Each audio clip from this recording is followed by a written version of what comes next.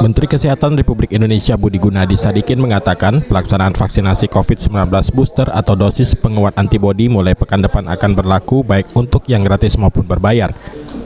Khusus vaksin booster gratis melalui subsidi pemerintah akan diberikan kepada masyarakat penerima bantuan iuran atau PBI, khususnya dari kalangan lansia sebagai kelompok yang rentan masuk rumah sakit saat terpapar dan juga bergejala berat bahkan meninggal akibat COVID-19.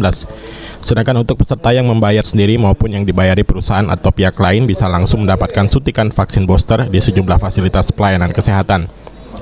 Adapun harga untuk tiap dosis vaksin booster bagi peserta berbayar akan dikenakan dengan tarif kisaran Rp300.000 per orang, tergantung jenis vaksin yang meliputi Sinovac, AstraZeneca, Moderna, Pfizer, Sinopharm, dan Janssen. Vaksin booster ini baru akan diberikan ke golongan dewasa di atas 18 tahun sesuai dengan rekomendasi WHO dan akan diberikan ke kabupaten kota yang sudah memenuhi kriteria 70% cakupan suntik pertama dan 60% untuk cakupan suntik kedua. Vaksin booster sendiri akan diberikan dengan jangka waktu di atas 6 bulan sesudah dosis vaksin kedua. Stok vaksinnya kita juga sudah siapkan untuk vaksinasi booster yang rencananya akan mulai tanggal 12 sebagai antisipasi dengan datangnya Omicron.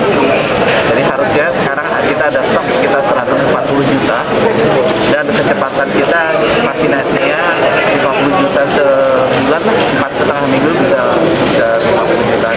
Jadi stoknya masih ada, mudah-mudahan bisa 2,5 sampai 3 bulan harusnya sudah bisa. Okta Alfarizi, PAL TV.